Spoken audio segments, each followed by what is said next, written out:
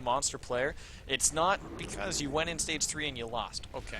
You just don't go in stage 3 and commit to one fight. You have to go through and you still have to whittle through those health. You have to still get those strikes and build your momentum forward. You can't just go in and wipe teams anymore because teams are getting better. Absolutely, you know, it's about those little victories. You got to just build them up and slowly tilt the scale in your favor. It looks like he's going to come in right now, and they're using this this building to kind of juke around. Oh! 3-man Aftershock coming in, going in through the finish. Does connect on Cerberus, which means he's going to get lightning, but he does dodge it. Fox and everyone's getting healed due to that AoE heals. Going to be looking to get the shields coming out on Cerberus. Cerberus is down, which means he needs to be res. Here comes the Aftershock, going to be dropping. Going to be finishing up Jesus. Jesus is down. Fox is the only one left. Dropship's coming in. 15 seconds, needs to survive. Fox is on the run. Needs to be one slippery little bugger as he's just trying to get him. Vortex coming in, 8 seconds. 5. Does dodge the stealth mouse. Going in for the Aftershock. Doesn't connect though in time, and yes, it does, which means Fox is down. Dylan takes the win. That's the second game where we've had someone, you know, down to the wire, dropship coming in and, you know, trying to juke around at the end. And, oh, man, coming to Dylan showing that he was able to evade, and not one, but two. I think the final count was 3 domes he dodged. Yeah. No, actually 4, I believe. 4? I think that was 4. Yeah, that final one at the end. No, he's 3 here. 3? So I guess yeah. never mind. I guess 3. we're at 3. I didn't even notice this when I was Yeah, counting. I was like, 1, 2. But yeah, no, it's just... Yeah, it was 3, you're right. Yeah. It comes down to just, you know, Dylan Fry being able to curt the edge of the domes, dodge them at the last second, getting the damage in, getting those wicked combos. The Aftershocks were hitting 3, the Lightning Strikes were hitting 2, if not 3. Dylan. I will say, Kraken, I think you can dodge domes a bit easier because he's flying and the domes have a curvature to them. You know, so if you have those domes that are right on the edge, if the Kraken is above the curvature, he's going to make it out. And it's just really well done by Dylan, showing that micro build sensations where you just sit there, build up your strikes, and it's just like, okay, this is what I have to do stage 1. I have to survive and take maybe a little bit of health damage. I'm going to lose probably about 1.5 bars. No biggie. Just wash it out, go forward. It's all part of the plan. Stage 2, this is the plan. And he got the ideal scenario there. He was able to dodge what he needed, build up his momentum, and go forward. So.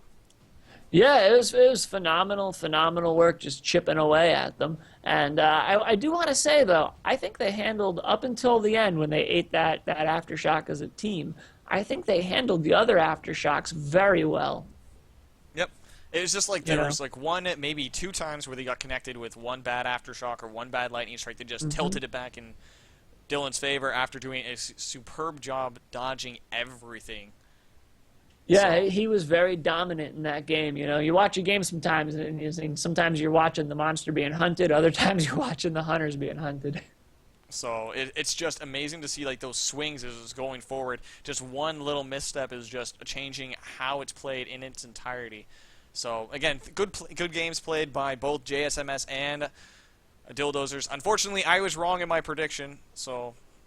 Dildozers going forward, which is congratulations to them, as we're going to see more of them going forward, and they're going to get some more challenges going forth, which they're going against YP in the next round, correct? Let's bring up the bracket here and have a look. Second, it's loading up right now, as the results will be up there momentarily. The website will be updated. So, yeah, it should be DD versus YP. Yeah. So the next match we have coming up is going to be TPA versus... LFC is coming up, so which is a multinational LFC. It doesn't ring a bell to me. They're brand new. Oh, they are. What's it stand for? I knew this. I can ask, but they've told me like 4 times. I just keep forgetting. Sure. It's like Lazarus for something, I think. Okay. Lazarus for captain, maybe. It's something weird. But. So they're going through, and like they're a brand new team. Like they've been around, like as like pubs, like doing what they do there. Sure, but they finally started to do their swing over to the competitive side, and they're coming through. They're doing good, but they're not against a new team. Sure. They're against TPA. Well, what are some of the names on there? Is there any way I can see this? Veracor, Yance, LV, Trippa, and I'm forgetting Yance, really? Yeah, Yance is on there. Ah. Yeah, you know great. Yance. I know Jans, yeah. We always ragged on her for her microphone was like kind of questionable, so we always used to rag on her for her microphone. But it sounds like she got it all set up and everything. She's a great player. She's fun. She's just positive. Never salty or anything like that. I just like started like meeting and playing games with her, so yeah, I would definitely agree that she is very much like the nice, heartwarming, part of the team. Definitely builds up, and like I've seen her like when I met her, like she was in pub games, and it was just like one of those people that just helps build the community. Agreed. And I gotta say, as a whole, Evolve has a really great community. I mean, yeah, we got our salty members, but for the most part, you compare Evolve to a lot of other competitive games, and I think we have a really positive community that's more interested in working together and teaching each other tactics and stuff instead of being closed off. Yeah, and that's something like I've noticed as well, and I agree with, is that we had like there was a good time like between like June July-ish that we had a large amount of like salty like you could say cancerous people that were in the community, but I don't know, it just seemed like those people all kind of found each other, and then suddenly they were all gone. Yeah, you know why? Evolve's not a game for salty people. If you can't handle a loss, you're not going to have a good time because Evolve has that big steep learning curve, and you're not going to be dominant in it. You have to work as a team. It's not about you as a player. It's not me. Yeah, exactly. And it's like in any good competitive game, you need to be ready to have those losses, and it looks like Steam's actually going down right now, so. I'll say though, you win more from a loss you learn more from a loss than you do from a win. Yeah. So. Because you're able to see what went wrong.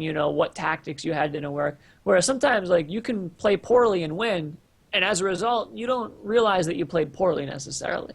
Yeah. So.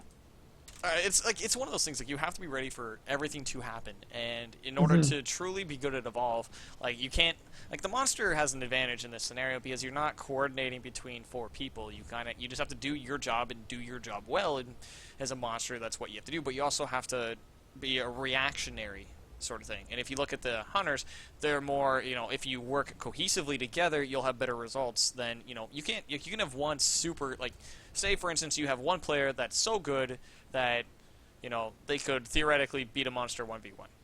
Okay, yeah, like my nemesis on a team of Keith. 4. Yeah, there you go, like your nemesis Keith. And then you put them on a team, and it's like, okay, yes, you're good. Okay, points granted, but you need to have like your team with you on the same level, which is why a lot of these teams are synergizing well, because they play not only extremely well individually, but their cohesion is one of the things that just ties them that much better.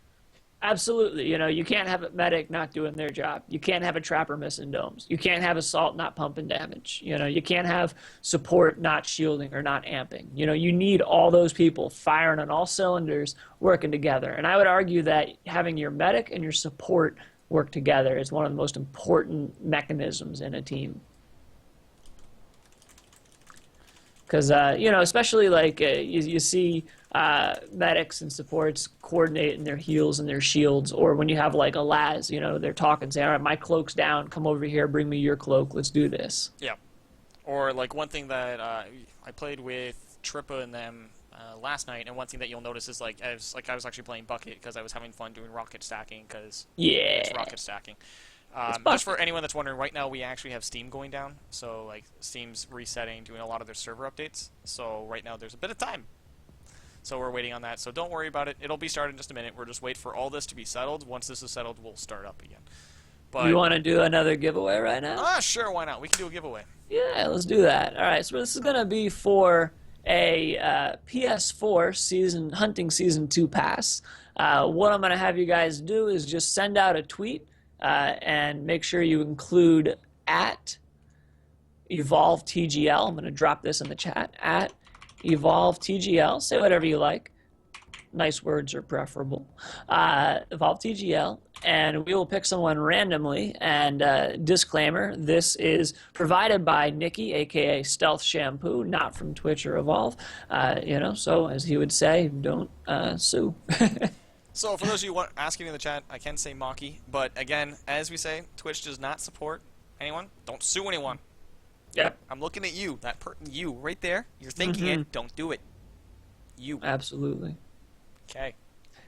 So, yeah, and Nikki will be back next week. He's off at the PlayStation Experience, shoutcasting a little bit of Battleborn, giving out some Evolve goodies. And getting some more and sharing more of the Evolve love as he brings in a new community and tries and integrates them to Evolve and the competitive scene of Battleborn. So it'll be nice to see what they're able to do on that. So Absolutely. if you're in the area, I think there could be a decent amount of crossover, right? Mm-hmm. Well, Battleborn and Evolve have very similar tastes in regards to what you're going to be able to cape in. Have you checked? Like, Battleborn is really interesting too. It has a really Borderlands-esque single-player campaign, so I'm kind of looking forward to it. But I wasn't aware of the single-player aspect. yeah, it's basically they did like a MOBA level-up system as you play each mission of the campaign. Oh, that's cool. Yeah, it's one of those things. It's kind of interesting. So we'll have to see what they do with it. There's still a lot of options and a lot of different game modes that they're going to be integrating and stuff like that. But alas, like, it's you get more people to follow, Shampoo for that. Yeah. They see Evolve, they check that out. It's one of those things like, playing games and interbreeding games builds up communities. And For sure. if you have any of your friends that plays another game and likes to play, a competitive-esque game where they get to do cool stuff, work together, slay the boss, be the boss, whatever they want, tell them to check out Evolve, build it up. It will be. It was just on sale. It'll be on sale shortly. I'm not a fortune teller, but I know there's a specific holiday coming up that's followed up by big sales. So Yeah, there's Evolve at the prices like that was what $16 on Steam recently. That's a great deal. That's a great deal on this game. yeah, I think Evolve. At first glance, I understand, like, some people look at it and they're like, okay, there's a couple modes and, a couple monsters. But the sheer variety of interaction in the game, I think, really gives it so much more content. Like, for instance, right now, I'm playing Star Wars Battlefront, okay? And Star Wars Battlefront, at first glance, looks like it has more content than Evolve. But the game ends up being so similar each time you play it, whereas in Evolve, there's just so many combinations and so many possibilities that it stays fresh for me. yeah, and it's definitely something that, like, no matter what happens, there's always a new experience. So it just never. It's phenomenal. It's just something that, like, I've seen people, and God knows I've seen a lot of Evolve. You've seen a lot of Evolve. A little bit. I mean, we've only seen about 20 minutes of it. Maybe. Yeah.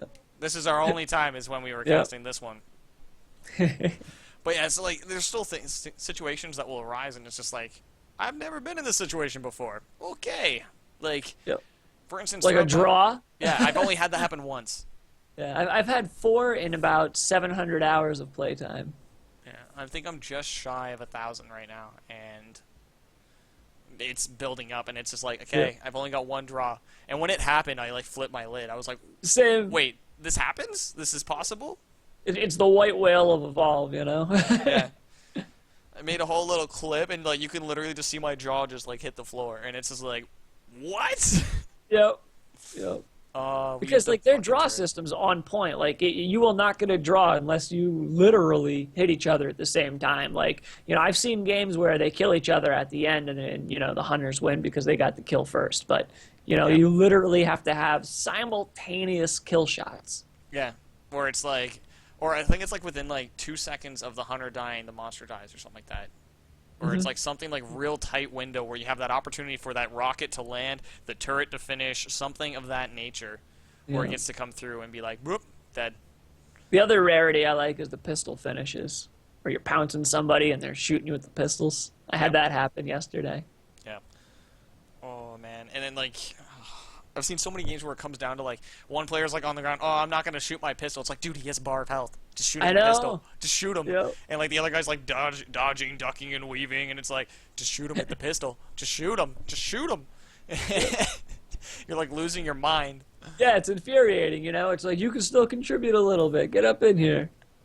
Especially, you ever see a Parnell Super Soldier down pistol? It does work, man. Yeah, it does work.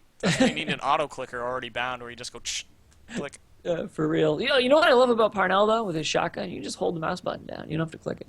Yep. You know, it's funny. Like I've told people that before, and it's like blown their minds. Yeah, there's like I didn't figure it out for like 20 hours. the shotgun and the rocket are both. You can just hold down the button, can't you? Yes. Yep. Yep. So you have that. You have like there's the crow gun, which you have to click individually. SMGs you can hold down. However, it's recommended you do